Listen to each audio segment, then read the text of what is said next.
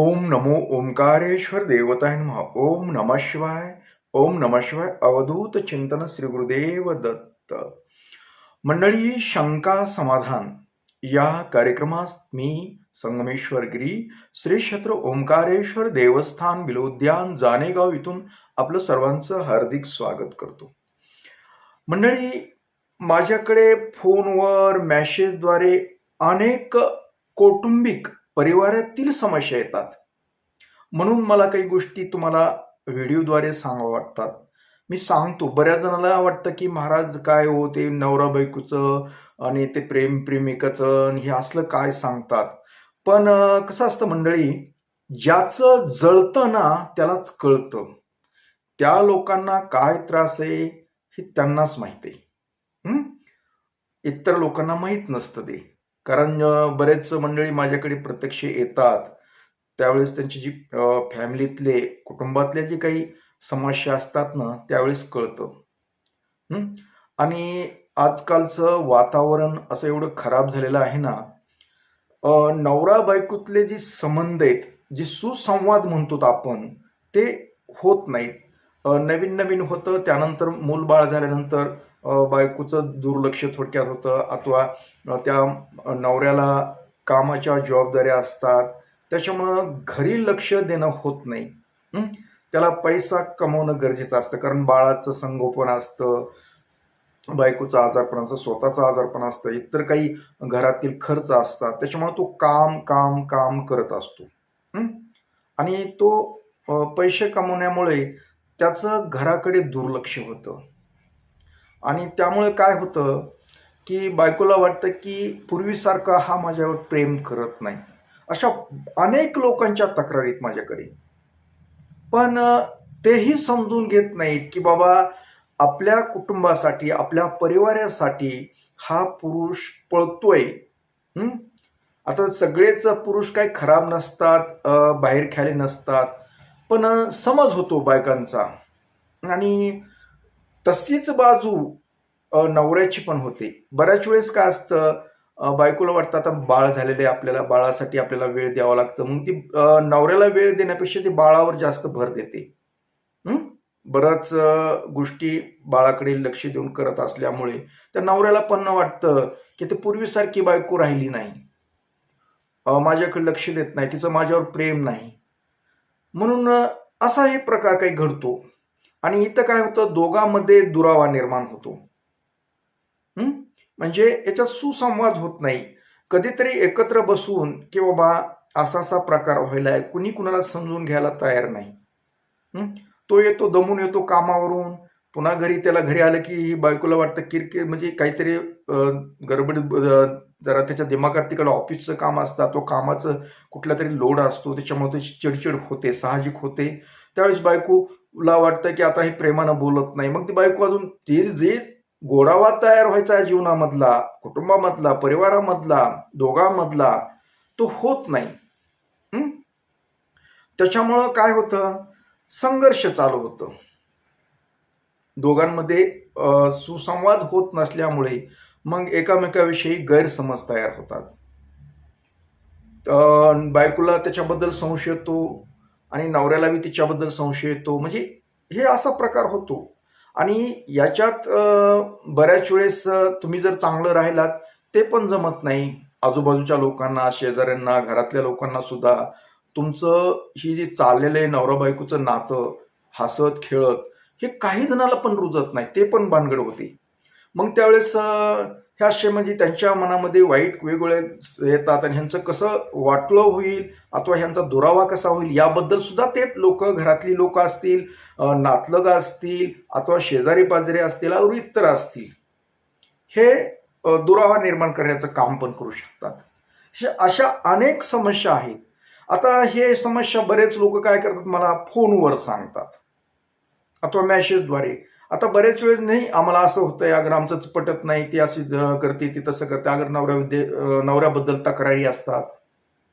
पण सगळ्याच गोष्टी फोनवर मला सांगता येत नसतात. लक्षात घ्या, मी बोलत असलो तरी ती समस्यावर आपला तोडगा काय करायचा आहे. आणि एकच बाजू आता काय करते, कधीतरी नवरी म्हणजे बायको आम्हाला फोन करते, म्हणजे मला फोन करते, सांगते घरातल्या किस्से काय असं तसं. आणि काही वेळेस जास्त प्रमाण बायका सांगतात आणि कमी प्रमाणात पुरुष सांगतात. हं? पण ह्या दोघांमधलं असं एकानंच बाजू सांगून नाही चालत. एकतर तुम्ही दोघं तुमची समस्या असेल ना, तुम्ही दोघं प्रत्यक्ष समजा फोनवर दोघंही येऊन दोघांचीही मला मतं जाणून घ्यावं लागतात. आणि बऱ्याच वेळेस हे शक्य होत नाही तुमचं. तर मी तुम्हाला एक सल्ला देतो. हं? तुम्हाला खरंच का आपल्या कुटुंबामध्ये सुख, समाधान, शांती हवी ना? समजा काही दोष बी असू शकतो, काही नजर लागणे बी प्रकार होतो, कुणी काहीतरी केलेलं बी असतं. बऱ्याच अशा अनेक गोष्टी आहेत, की जेणेकरून तुमच्या दोघांमध्ये वादविवाद होण्यास कारणीभूत असतात. आता तुम्हा दोघांचा सुसंवाद बी नसतो चांगला, काही कारण असतं, राग एकामेकावर राग असण्यानं. तर अशा वेळी फोनवर सांगून सुद्धा जमत नाही. कारण फोनवर काय होतं, 5 मिनिटं बोल, मी काय सांगतो, काय नुसतं बोलण्यानं नाही बऱ्याच गोष्टी होत. तर तुम्ही मंडळीनं जी माझ्याकडे समस्या घेऊन येतात, आपलं सांगतात ना फोनद्वारे वगैरे मेसेजद्वारे, हे सगळ्या समस्या सुटत नाहीत. मग त्यासाठी जर अशी आपली भयानक समस्या असेल अथवा काही कुणी काही गोष्टी बी करतं रुजत नाही म्हणून, त्यावेळेस माझ्या समोर येणं गरजेचं असतं. आणि एकट्यानं येऊन नाही कधी चालत. तुम्हाला मी सांगतो, जर तुमचं कुटुंब बचवायचं असेल, तुमच्या घरामध्ये आनंद जर करायचा असेल, घरामध्ये सुख समाधान जर हवं असेल, तर प्रत्यक्ष मला भेटणं गरजेचं आहे. मग तुम्ही कितीही दूर असू द्या. आता खूप दूर-दूरहून येतात लोकं. आता मी बऱ्याच वेळेस असे फॅमिलीतले जे मॅटर असतात, समजा अशा समस्या असतात, त्यावेळेस मी एकांतमध्येच बोलतो दोघांना. कारण गर्दीमध्ये कधीच बोलत नाही. मी वेळ देतो स्पेशल त्यांच्यासाठी. मग 2, 1, 2, 3 तास काय द्यायचं ते देतो मी. खुल्लेपणानं सगळं काही सांगत असतो. हं? आता तुमची समस्या आहे, असं तुम्हाला दोघांनाही वाटतंय, पण तुम्ही एकत्र असं येत नाहीत. त्यावेळेस कुणीही पुढाकार घेऊन, बायकोनं तरी पुढाकार घेऊन नवऱ्याला बरोबर घेऊन येणं अथवा नवऱ्याला वाटत असेल तर नवऱ्यानं बायकोला घेऊन येणं, माझ्या समोर येणं अत्यंत गरजेचं असतं. कारण दोघांना पाहिल्यानंतर दोघांमध्ये नेमकं काय होतंय, कुणाबद्दल कोण काय बोलतंय, मी समोर बसवतो. आणि तुमचं निरीक्षण करतो, तुमचा संवाद पाहतो, तुम्ही कसं बघताय, कुणाबद्दल काय मत आहे, मी चर्चा करतो तुमच्या बरोबर. आता जे येतात ना लोक प्रत्यक्ष मला भेटतात, असं बऱ्याच जण नवरा बायको समजा येतात. नवरा बायको आल्यानंतर एक म्हणजे बोलत बोलत निघतो किस्सा, काय कुठं काय होईल हे दोघं बसवल्यानंतर मला लगेच कळतं नेमका यांचा प्रॉब्लेम काय आहे, कुठं हे कमी पडतात एकमेकांना. मी असे अनेक कुटुंब समजा घटस्फोटापर्यंत आलेले मी एकत्र केलेत, लक्षात घ्या. आणि काही जणांचे तर घटस्फोट झाल्यानंतर सुद्धा मी त्यांना एकत्र आणलंय, लक्षात घ्या. पण प्रत्यक्ष आल्यानंतर होतं ही गोष्ट. असं फोनद्वारे नाही होणार नाही, कारण मला तेवढा वेळ नसतो. फोनवर एवढं जास्त वेळ बोलायला वेळ नसतो, कारण माझ्या मागे संध्याकाळी 7 ते 11 पर्यंत माझा जप चालू असतो, मंत्र जप करतो. तेही तुमच्यासाठीच असतो ना. तुमच्या काही अनेक समस्या असतात, त्या समस्येसाठी मी मंत्र जप करत असतो. जे लोक माझ्याकडे प्रत्यक्ष आलेत आणि त्यांची समस्या मला कळली, समजा कुणी काहीतरी केलंय त्यांना अथवा काहीतरी कुणीतरी नजर लावली, त्यांच्या संसाराला कुणीतरी काहीतरी डिवचलंय, अशा वेळी मंत्र जपाद्वारे, मंत्र साधनेद्वारे तुमची समस्या दूर करावी लागते. त्यावेळेस प्रत्यक्ष आल्यानंतर जी मला समजलं की यांच्यावर मंत्रोपचार करून हा प्रॉब्लेम सॉल्व्ह करता येतो त्यावेळेस. तर सगळ्यात सांगायचं म्हणजे, तुम्ही जर अशा समस्येमध्ये ग्रासलेले असाल, दोघांच्या विचारांना कुणीही पुढाकार घेऊन माझी प्रत्यक्ष भेट घेणे आवश्यक आहे. आता प्रत्यक्ष भेट घेण्यापूर्वी मला फोनवर सांगावं लागेल की आम्ही या दिवशी, मी सोमवार एक ठेवलेलाच आहे, सोमवार गुरुवार शक्य. तर मला तुम्ही आता इतर वेळी बी मला विचारायचं की बाबा तुम्ही महाराज आम्हाला असं असं तुमच्याकडे यायचंय, तुम्हाला वेळ आहे का, कुठे जाणार नाहीत ना, अथवा तुम्ही सांगा आम्ही त्या दिवशी येऊत, असं मला सांगावं लागेल तुम्ही फोनद्वारे. आणि त्या दिवशी मी तुमची वाट पाहील. म्हणजे मी प्रत्येकाला वेगवेगळी वेळ देतो ना. कारण फॅमिलीतले मॅटर असतात, सर्वांसमोर काही गोष्टी बोलायच्या नसतात, याचं पथ्य पाळावं लागतं. त्याच्यामुळं तुम्ही समजा दोघांमध्ये समस्या आहे, काही जे असेल. आता बऱ्याच जणांचा गैरसमज असतो की दुसरी बाईकडे माझा नवरा गेला, अथवा बायकोचं काहीतरी प्रकरण आहे. असे बऱ्याच गोष्टी असतात, ते असं काही सांगता येत नाही असं नेमकं काय आहे ते. अथवा गैरसमज बी असतात, खरं काहीच नसतं, पण एकामेकाविषयी गैरसमज असतात. त्यावेळेस दोघांनी विचार करून तुम्ही माझ्याकडे येणे अत्यंत गरजेचं आहे. कारण फोनवर काय बोलून नाही भागत. नुसतं फोनवर काय बोलून बोलून बोलणार आहे मी. तुम्ही प्रत्यक्ष या. कधीही तुम्ही मला वेळ सांगा, आम्ही ह्या दिवशी येऊ शकतो, तुम्हाला आहे का वेळ, मी वेळ देईन तुम्हाला. सोमवार गुरुवार असतो माझा ठरलेलाच वेळ आहे. पण तुम्ही जर फोन करून आलात तर मी थांबतो.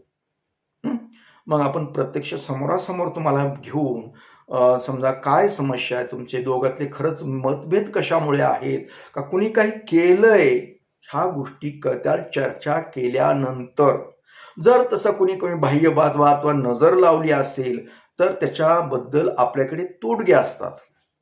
बऱ्याच वस्तू आहेत, मंत्र आहेत, पुन्हा यंत्र आहेत, जे का घरामध्ये दोघांमध्ये अथवा मंत्र देतो आपण तुम्हाला करायला, पूजा असतात, ह्या गोष्टी प्रत्यक्ष बोलता येतात. अथवा काही सिद्ध केलेले यंत्र असतात, सिद्ध केलेला नारळ असतो, ते घरामध्ये बांधता येतो. अथवा पूजा आहे, ती पूजा कशी करायची, या गोष्टी मला सांगता येतात तुम्हाला. तर असं फोनवर वगैरे नाही बोलून चालणार तुम्हाला. अगोदर सुरुवात करा फोनवर बोलून, पण तुम्हाला खरंच त्रास होत असेल ना तर तुम्ही प्रत्यक्ष मला भेटू शकतात. भेटूनच आपल्याला काय जे करायचंय ते करावं लागेल. आणि विशेष म्हणजे येण्यापूर्वी मी जे काही गोष्ट सांगतो त्याच्यावर विश्वास असला पाहिजे. उगं काहीतरी जायचं आणि टाइमपास करायचा, माझाही वेळ घेऊ नका आणि तुमचा वेळ खराब करू नका. कारण तुम्ही काहीतरी कराय असं जर तुम्हाला वाटायचं, करण्याची इच्छा असेल तरच यायचं. आता हेच म्हणून नाही, आता हे नवरा बायकोचाच प्रश्न नसतो. आता बरेच जण कुणाला लग्न करायचं, मुलगी त्यांचं प्रेम प्रकरण असतं, त्याला लग्न एकमेकांना करायचं असतं, त्यावेळेस बी दोघांमध्ये बरेच विदुष्ट येतात, गैरसमज असतात. त्यावेळेस सुद्धा दोघांनी सुद्धा माझ्याकडे येऊन समोरासमोर ह्या गोष्टी बोलाव्या लागतात. एकतर्फी येऊन कुणीही काही करू शकत नाही. ह्या सर्व दोघांच्या सहमतीनं होणाऱ्या गोष्टी असतात. अथवा इतर काही गोष्टी असतात, घरातल्या इतर आजारपणातल्या असतात, काही गोष्टी वेगवेगळ्या. आता समस्या काही एक आहेत का? तर शक्य तेवढं प्रत्यक्ष येऊन जाणे फार गरजेचं आहे. आणि बरेच वेळेस घरातल्या प्रॉब्लेममुळे मानसिक तणावामध्ये जातात महिला, कारण भावुक असतात महिला. तर खूप अशा महिला आहेत की संवाद नवऱ्याबरोबर होत नाही त्यांचा व्यवस्थित, त्याच्यामुळे ते ताण घेतात खूप. आणि ताण घेतल्यानंतर मग त्यांना मनोरुग्ण असं म्हणूया, अशा पद्धतीने वागतात. मग घरामध्ये कामावर लक्ष नसतं, काय करण्याची इच्छा नसते, मुलाबाळाकडे लक्ष नसतं, नवऱ्याकडे लक्ष नसतं, फक्त चिडचिड चिडचिड करणं तेवढंच त्यांना कळतं. तर असं न करता आपल्याकडे प्रत्यक्ष येणे, जर तुम्हाला तसा त्रास हो सांगणे, मी त्याच्यावर काय उपाययोजना करायची ही मी प्रत्यक्ष सांगतोय तुम्हाला. आता प्रत्येक गोष्ट व्हिडिओवर सांगून नाही चालत हो. व्हिडिओवर काय होतं, लगेच ढकलतात. कारण खूप अतिज्ञान झालंय युट्यूबवर, खूप ज्ञान कामापेक्षा जास्त झालं. त्याच्यामुळं कुणाचं काय करावं, कुणाचं खरं कुणाचं खोटं, हे तुमचं मन विचलित होतं. आणि प्रत्येक जण नुसतं व्हिडिओ चालण्यासाठी ह्या गोष्टी करत असतात. बरेचसे लोक आहेत ते काही समजा मी जे करतो गोष्टी ते नाहीत करत, ते नुसतं व्हिडिओ चालण्यासाठी मग वेगवेगळ्या गोष्टी सांगतात माहिती. पण मी तसं नाही करत. माझा व्हिडिओचा हा देणे फक्त तुमच्याशी संवाद साधण्यासाठी मी व्हिडिओ टाकतो. पण प्रत्यक्ष माझं ही जी विधी आहेत, काय जे आहे तुम्हाला समस्या सोडण्याचे, समोरासमोरच असतात माझ्या. सगळं व्हिडिओवर होत नसतं. तर अशा अनेक गोष्टीसाठी एकच तुम्हाला मी सांगू इच्छितो की तुम्ही प्रत्यक्ष येऊन भेटणे. तुम्हाला तर वार सांगितलं मी, सोमवारी आणि गुरुवारी असतो. जास्त करून सोमवार हा तर फिक्सच असतो. तरीही फोन करूनच यावं लागतं. म्हणजे मी इकडे तिकडे जरी गेलो बाजूला तरी मला जागेवर येता येतं. एखाद्या वेळेस काही दवाखाना कुठलं काय अगर किती काही गोष्टीसाठी जरच नसेल तरच प्रॉब्लेम येतो. शक्यतो मी सोमवारी असतोच, पण फोन करून येणे. फोन नंबर तर मी तुम्हाला स्क्रीनवर दिलेला आहे. तो WhatsAppवर आजवर मेसेज करा, त्याच्यावर बोला, फोन करून विचारा. आणि बरेच जण मला काय मी कुठल्या कामात अदर प्रत्यक्ष माणसासमोर बोलत असताना फोन येतात. त्यावेळेस मला बोलता येत नाही. बऱ्याच जणांचा गैरसमज होतो की फोन आमचे उचलत नाहीत, काय नाही. हे फोन उचलण्याचं म्हणजे बरेच मला कारण आहेत त्याला सांगायला. कारण संध्याकाळी तुम्ही फोन करतात. बऱ्याच वेळेस मी सांगितलं की बाबा संध्याकाळची वेळ जी असते माझी सायंकाळची 7 ते 11 याच्यामध्ये शक्यतो मी ह्याच्यामध्ये असतो, मंत्रजपामध्ये असतो. काही इमर्जन्सी फोन असेल तर घेतो, घेत नाही अशातला नाही, घेतो. पण असेल तर काही महत्त्वाचं असेल तर घ्यावं लागतं. पण शक्यतो समस्या काही विचारण्यासाठी ही तुम्ही त्यावेळेस शक्यतो करत जाऊ नका. मेसेज करत जा वाटल्यास WhatsAppला. मी ज्यावेळेस मला निवांत झालो, माझा मंत्र वगैरे सगळे गोष्टी पूजा अर्चा झाल्यानंतर मी पाहतो. मी पाहत नाही असं नाही, पाहतो मी. तर मला वाटतं की तुम्हाला ह्या गोष्टी समजल्यात. तर समजल्या असं समजून मी आपला निरोप घेतो आणि इथेच हा कार्यक्रम संपवतो. परत भेटणारच आहे अशाच एखाद्या कार्यक्रमासह. तोपर्यंत मंडळी, ओम नमः शिवाय. जय हिंद, जय भारत. सुखी राहा.